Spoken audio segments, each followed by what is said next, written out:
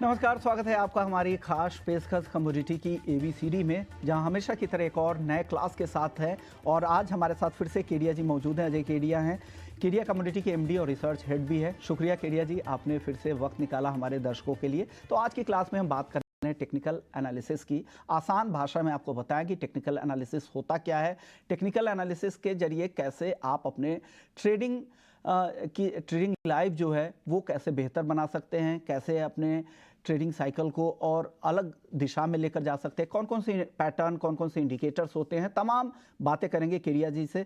शुक्रिया केडिया जी। और सबसे पहले आज हम बात करेंगे ओपन इंटरेस्ट और वॉल्यूम के साथ, क्योंकि जब भी हम टेक्निकल एनालिसिस की शुरुआत करते हैं तो हमें ओपन इंटरेस्ट के बारे में और वॉल्यूम के बारे में जानना बहुत ज़रूरी है। केडिया जी, सबसे पहले तो ये बता दीजिए कि टेक्निकल एनालिसिस क्या होता है, उसके बाद ओपन इंटरेस्ट और वॉल्यूम के बारे में भी बता दीजिए।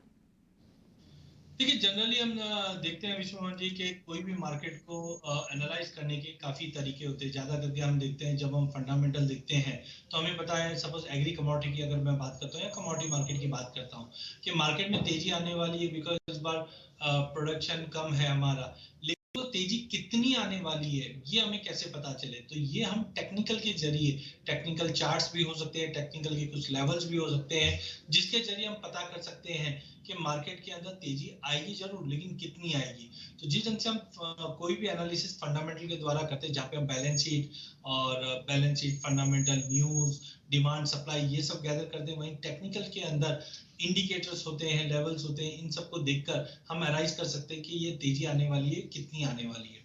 वहीं दूसरी ओर अगर हम देखते हैं कि इसके अंदर सबसे इंपॉर्टेंट जो हो जाता है वो होता है वॉल्यूम एंड ओपन इंटरेस्ट। तो सबसे पहले अगर वॉल्यूम की बात करें तो ज्यादा करके जब भी हमको एनालाइज करना है तो हमें वॉल्यूम रिक्वायर्ड है। बिना वॉल्यूम के हम पता नहीं कर सकते मार्केट में पार्टिसिपेशन कैसा है या मार्केट किस ओर जा रहा है। तो कभी भी टेक्निकल एनालिसिस जब हम करते हैं तो कमोडिटीज हो, चाहे इक्विटी हो, चाहे करेंसी हो, इसमें सबसे पहले देखना पड़ता है कि मार्केट में वॉल्यूम कैसे आ रहे हैं। तो वॉल्यूम अगर बढ़ रहा है तो हमें पता है कि मार्केट पार्टिसिपेशन बढ़ रहा है। उदाहरण के तौर पर मैं बताता हूँ कि भाव में तेजी आ रही है और वॉल्यूम भी बढ़ रहा है, तो हम एक एनालाइज कर सकते हैं कि भाव में तेजी है, मतलब तेजी का रुख लोगों का है, और वॉल्यूम के साथ है, मतलब कोई ना कोई ऐसी न्यूज है जिसकी वजह से भाव को इम्पैक्ट दिखाई दे रहा है। तो वॉल्यूम कोई भी ट्रेड सेटअप के लिए सबसे इंपॉर्टेंट है, और वॉल्यूम से ही हमें पता चलता है कि तेजी आ रही है बट वॉल्यूम नहीं बढ़ रहा है, इसका मतलब जो ये तेजी है ये टिकाऊ तेजी नहीं है। तो वॉल्यूम सबसे इंपॉर्टेंट होता है।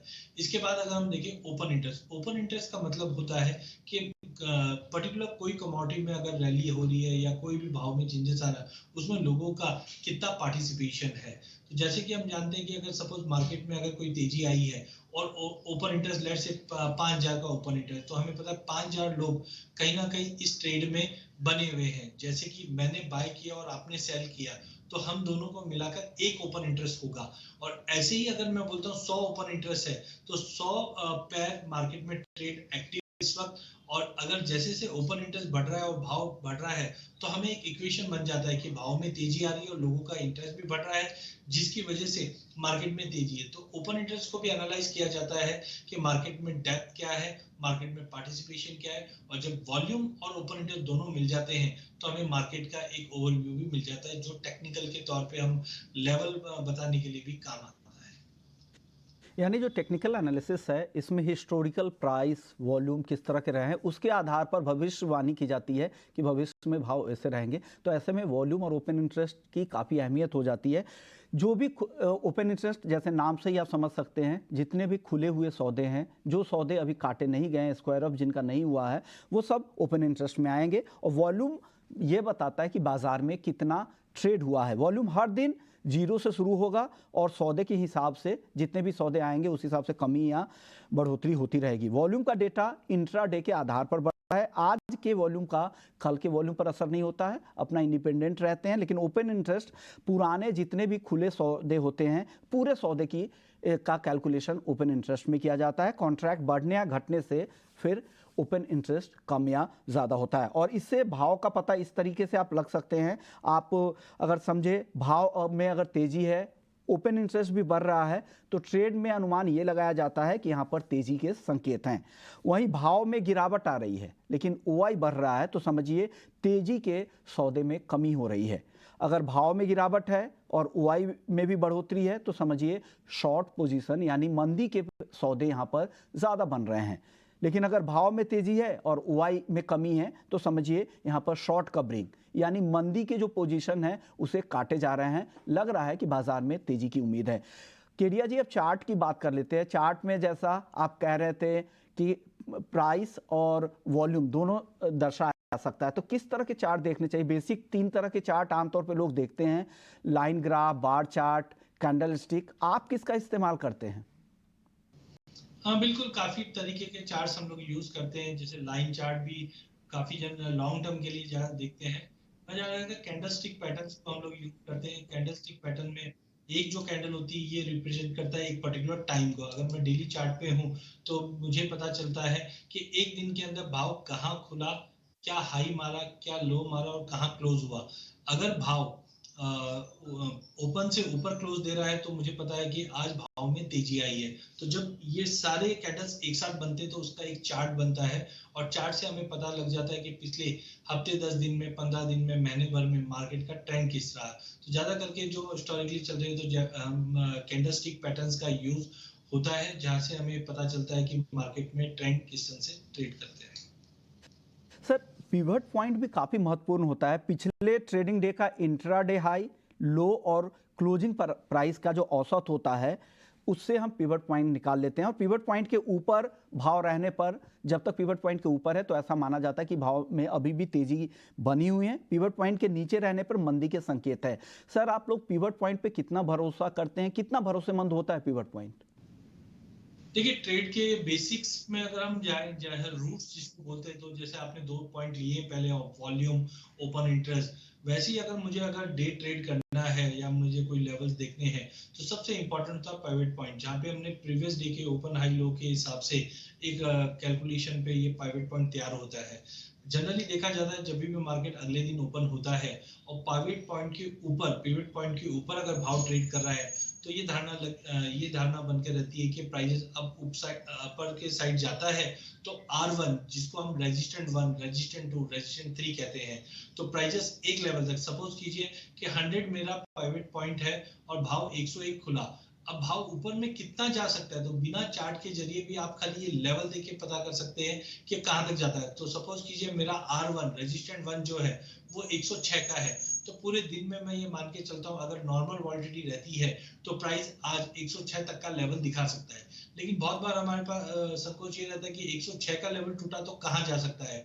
तो अगर मार्केट का ट्रेंड तेजी का है तो अगला लेवल आएगा, सपोज करो 111, तो हम 106 के बाद 111 के लिए वेट कर सकते हैं। तो पिवट पॉइंट के ऊपरी जो लेवल्स होते हैं इन्हें हम रेजिस्टेंट पॉइंट्स कहते हैं, और पिवट पॉइंट के जो नीचे वाले लेवल्स होते हैं उसको सपोर्ट पॉइंट कहते हैं।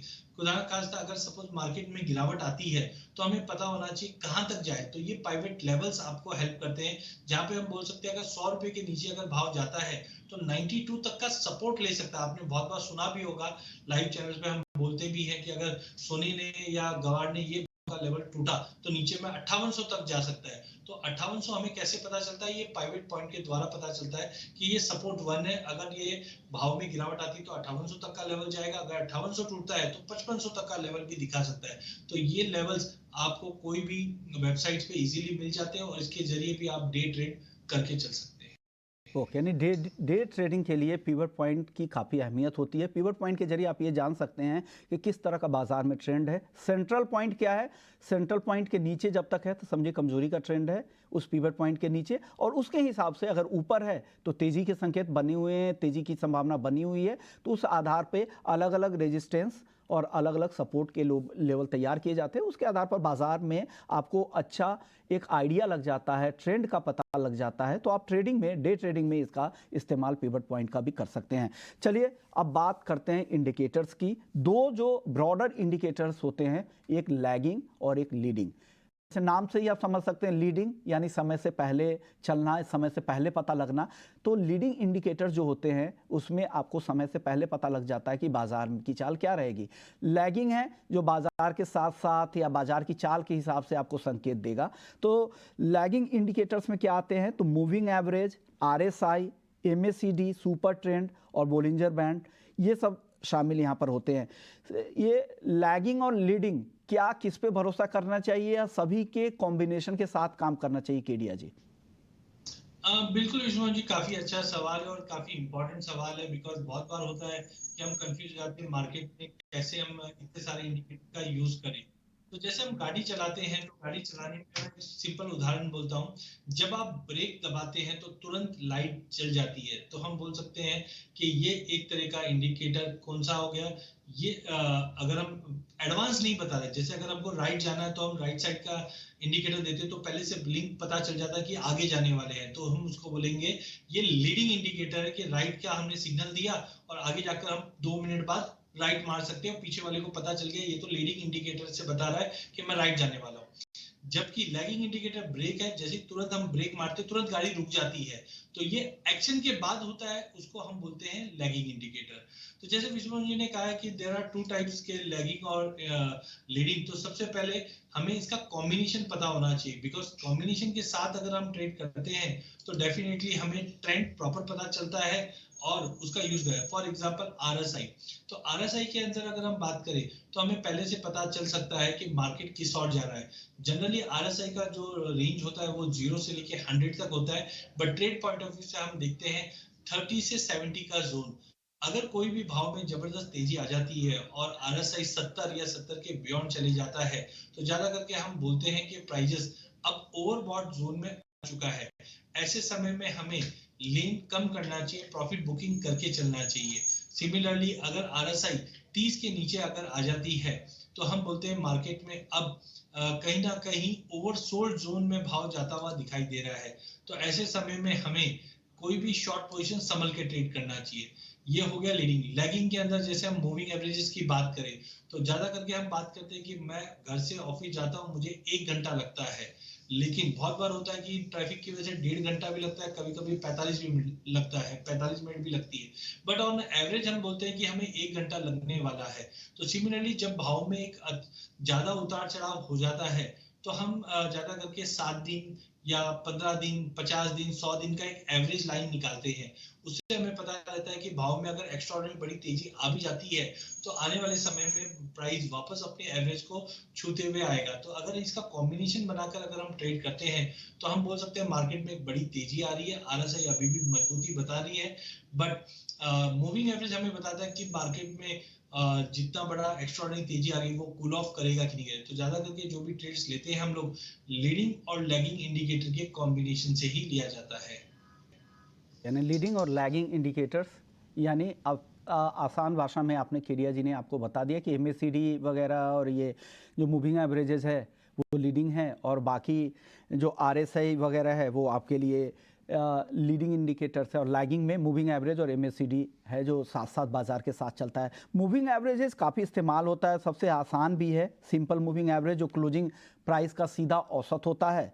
एक्सपोनेंशियल मूविंग एवरेज हाल के भाव को अधिक वेटेज दिया जाता है, तो हालांकि एक्सपोनेंशियल मूविंग एवरेजेस का ज़्यादा इस्तेमाल किया जाता है, लेकिन मूविंग एवरेजेस में केडिया जी जो क्रॉस ओवर होते हैं उसका काफ़ी महत्व होता है। उसको अगर आप समझाए थे कि कैसे शॉर्ट टर्म मूविंग एवरेज और लॉन्ग टर्म मूविंग एवरेज का जो क्रॉस ओवर होता है उससे क्या संकेत मिलते हैं और कैसे समझा जाए उसको? बिल्कुल विष्णु जी, काफी अच्छा सवाल है, क्योंकि लॉन्ग टर्म के लिए, शॉर्ट टर्म के लिए हम ज्यादा करके मूविंग एवरेज क्रॉसओवर को ध्यान देते हैं। तो मेजरली अगर हम देखें कोई शॉर्ट टर्म की ट्रेडिंग कर रहा है तो उसके लिए 50, 100 और 200 मूविंग एवरेज, ये तीन काफी इंपॉर्टेंट है।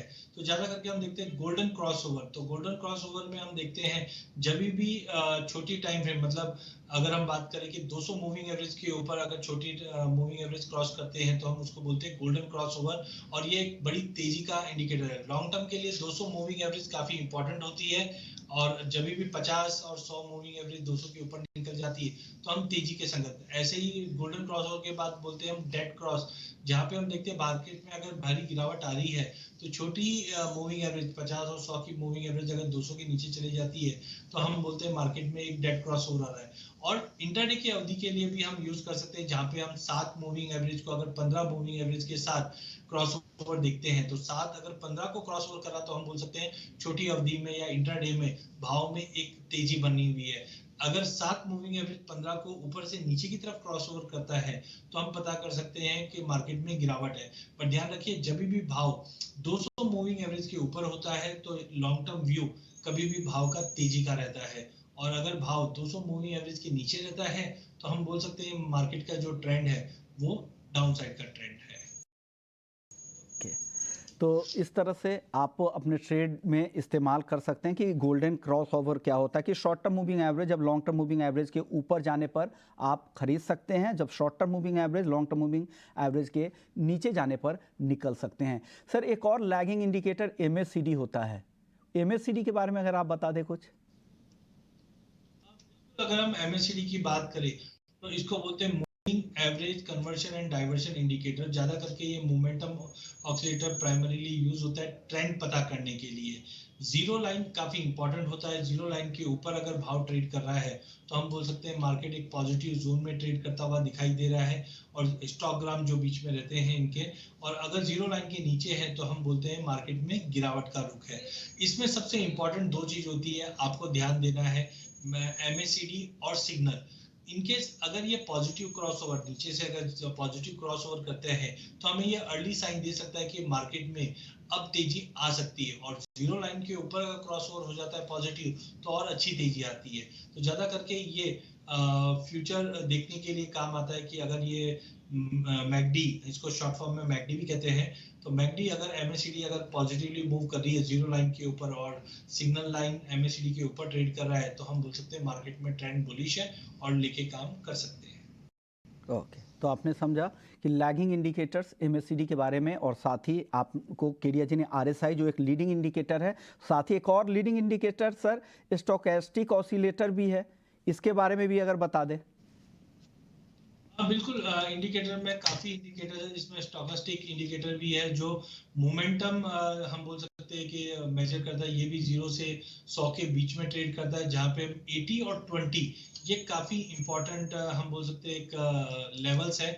जब भी स्टोकेस्टिक इंडिकेटर के अंदर प्राइजेस 80 के करीब या 80 के बियॉन्ड जाता है तो हाई प्रोबेबिलिटी बन जाती है कि मार्केट के अंदर एक रिवर्सल या एक करेक्शन आ सकता है। जैसे हम आरएसआई को देखते हैं वैसे ही स्टोकेस्टिक भी मेजर करता है मोमेंटम, कोई भी कमोडिटी का डिटरमाइन करता है ट्रेंड, और उसके आगे प्रेडिक्टिव रिवर्सल बता सकता है, क्योंकि जब भी भाव 80 के ऊपर जाता है तो हम बोल सकते हैं मार्केट रिवर्सल है, जबकि 20 के नीचे जब भी जाता है या 20 का लेवल छूता है, जैसे आरएसआई में हम 30 का लेवल देखते हैं, स्टॉक में 20 का लेवल देखते हैं, तो 20 के लेवल के करीब आता है तो हम बोलते हैं प्राइसेस ओवरसोल्ड जोन में, यहाँ से रिवर्सल आता है। तो मैकडी हम बोल सॉरी स्टोकेस्टिक अगर हम बोल सकते हैं तो एक तरह से लीडिंग इंडिकेटर है। जब भी स्टोकेस्टिक 80 के बियॉन्ड जाता है तो हमें समझना चाहिए, प्रॉफिट बुक करना चाहिए, क्योंकि वहां से रिवर्सल के चांसेस काफी ज्यादा रहते हैं। तो स्टोकेस्टिक भी हमें काफी अच्छे मोमेंटम या अपॉर्चुनिटीज देता रहता है।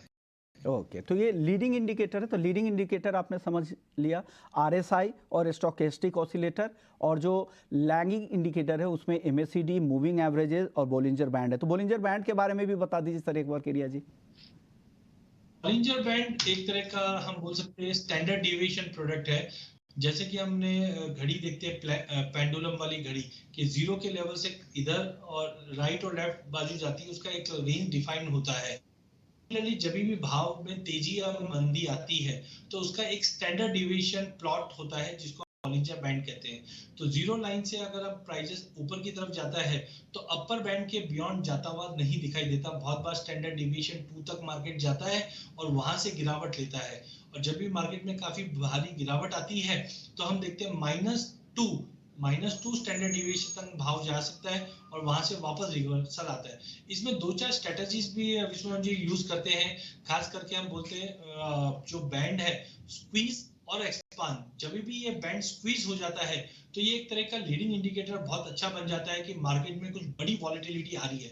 भाव अगर जीरो लाइन के ऊपर है और स्क्वीज रिलीज होता है तो हमें पहले से पता रहेगा कि मार्केट में खूब अच्छी वॉलेटिलिटी के साथ एक बड़ा मूवमेंट आने वाला है। तो तो बॉलिंजर बैंड आपको पहले से इन एडवांस बता देता है। अगर बैंड स्क्वीज हुआ है तो आपको पहले पता चल जाएगा कि मार्केट में काफी बड़ा मोमेंटम आने वाला है, और स्क्वीज अगर है नहीं, कुछ एक्सपांशन में है, तो हम पता कर सकते हैं कि आगे जाके मार्केट एक सीमित दायरे में ट्रेड कर रहा है। तो स्टैंडर्ड डिविएशन का मेन मकसद है बॉलिंजर बैंड को बताना, जहाँ पे प्राइस अगर कुछ एक्स्ट्राऑर्डिनरी बड़ी तेजी कर जाता है तो बॉलिंजर बैंड हमें रेंज बता देता है, और कब कूल ऑफ होने वाला है भाव या कब मार्केट में कुछ बड़ा मूवमेंट होने वाला है ये भी बता देता है। ओके, तो आपने समझा बॉलिंजर बैंड के बारे में। जो लैगिंग इंडिकेटर है एमएससीडी, मूविंग एवरेज और बॉलिंजर बैंड, ये लैगिंग इंडिकेटर्स है। स्टोकेस्टिक ऑसिलेटर और आरएसआई ये आपके लीडिंग इंडिकेटर्स है। तो आपने इन इंडिकेटर्स के बारे में समझा। केडिया जी, कोई और पैटर्न और इंडिकेटर्स जो आप लोग आमतौर पर इस्तेमाल करते हो और कमोडिटी मार्केट के लिहाज से काफ़ी बेहतर हो सकते हैं? बिल्कुल, मैं दो से तीन इंडिकेटर और अच्छे हैं, जिसमें पहला इंडिकेटर जो मेरा वन ऑफ द फेवरेट है वो है चॉपीनेस इंडेक्स। चॉपीनेस इंडेक्स हमें पहले बता सकता है कि मार्केट में मूवमेंट कब आने वाला है, और ज्यादा करके ये इंडिकेटर मैं इसलिए यूज करता हूँ जब भी मुझे ऑप्शंस में भी अगर कोई ट्रेड करना है, क्योंकि ऑप्शन में जब बाय करते हैं तो हमारे साथ वॉलिडिटी होनी बहुत जरूरी होती है। तो चॉपीनेस इंडेक्स भी आरएसआई की तरह 0 से 100 के बीच में मूव करता है। इसमें जो वैल्यू पे आपको ध्यान देना है वो है 61.8 और 38.2, या हम इन शॉर्ट बोल सकते हैं 62 और 38। जब भी ये इंडिकेटर की वैल्यू 60 के ऊपर जाती हुई दिखाई देती है तो आप देखेंगे मार्केट में एक सीमित दायरे में मार्केट ट्रेड करता हुआ दिखाई देगा। एंड इसके विपरीत जब भी ये 60-65 की लेवल से नीचे की तरफ आता हुआ दिखता है तो हम पता कर सकते हैं मार्केट में कुछ बड़ा इवेंट होने वाला है या मार्केट में कुछ बड़ा मूवमेंट होने वाला है। तो बहुत बार होता है कि हमने कोई पोजीशन बना ली है बुलिश ट्रेंड देखकर, लेकिन होता ये है कि कुछ मार्केट में मूवमेंट नहीं होता है और हमें मिनिमल प्रॉफिट या लॉस में निकलना पड़ता है। लेकिन चॉपीनेस इंडेक्स से आप ये पता कर सकते हो कि मेरे लेने के बाद मार्केट में कुछ बड़ा मूवमेंट होगा या नहीं होगा। तो इसके लिए ऑप्शन के ट्रेडर्स भी इसको उपयोग करते हैं, जहां पे उनको ऑप्शन बाय करना होता है तो ये देखते हैं कि मार्केट में मूवमेंट होना चाहिए, और जब ऑप्शन सेलर होते हैं तब ये इंडिकेटर का यूज करते हैं कि अगर मार्केट में वॉलिडिटी कम रहेगी तो ऑप्शन के प्रीमियम खाने के लिए काफी समय मिल जाता है। तो एक ये लीडिंग इंडिकेटर में मुझे काफी अच्छा लगता है। दूसरा CCI, कमोडिटी चैनल इंडेक्स। तो ज्यादा करके कमोडिटी मार्केट को ट्रेड करने के लिए आप CCI का भी यूज कर सकते हैं। CCI भी एक तरह का ऑसिलेटर है जो एक वैल्यू की अगर हम बात करें तो +200 -200 एक्सट्रीम जोन में यूज किया जाता है। कमोडिटी चैनल इंडेक्स इसका नाम रहता है। 0 के ऊपर जब भी भाव जाता है तो हम बोलते हैं ट्रेंड पॉजिटिव है, और जैसे ही ये 200 के करीब जाता है तो हम बोल सकते हैं कि ये हमें इंडिकेट देना चालू कर देता है कि मार्केट अब ओवरबॉट जोन में जा रहा है और कभी भी मार्केट में रिवर्सल आ सकता है। सिमिलर तौर पे जब भी मार्केट में गिरावट आती है और CCI अगर -150 या -200 के करीब आ जाता है तो ये एक तरह का लीडिंग इंडिकेटर का काम करता है, जहां पे हमें बताता है कि मार्केट में अब रिवर्सल आने वाला है। तो CCI, कमोडिटी चैनल इंडेक्स, और चॉपीनेस इंडेक्स, ये दो ऐसे इंडेक्स है जहां पे आप बिल्कुल वॉलेटिलिटी भी पता कर सकते हो कब बड़ा मूवमेंट आने वाला है और किस और आने वाला है, ये CCI के द्वारा आप पता करके ट्रेड कर सकते हैं। ओके केडिया जी, एक आखिरी सवाल, छोटा जवाब दीजिएगा, वक्त कम है। अब मूविंग एवरेज का इस्तेमाल काफ़ी ज़्यादा होता है आमतौर पे जब हम लोग करते हैं शॉर्ट टर्म के लिए 9 और 21 दिन के EMA का इस्तेमाल करते हैं। कुछ हफ्ते के लिए ट्रेड करना हो तो 25-50 दिन, और थोड़ी लंबी अवधि के लिए करना हो तो और भी हम ऊपर की तरफ जाते हैं। कितने दिनों का मूविंग एवरेज का इस्तेमाल करना चाहिए चार्ट पर? देखिए, अगर आप इंट्राडे ट्रेडर है तो मुझे लगता है 7 और 14 ये क्रॉसओवर पे आप ध्यान दीजिए, जो आपको एक बेहतरीन रिटर्न देगा।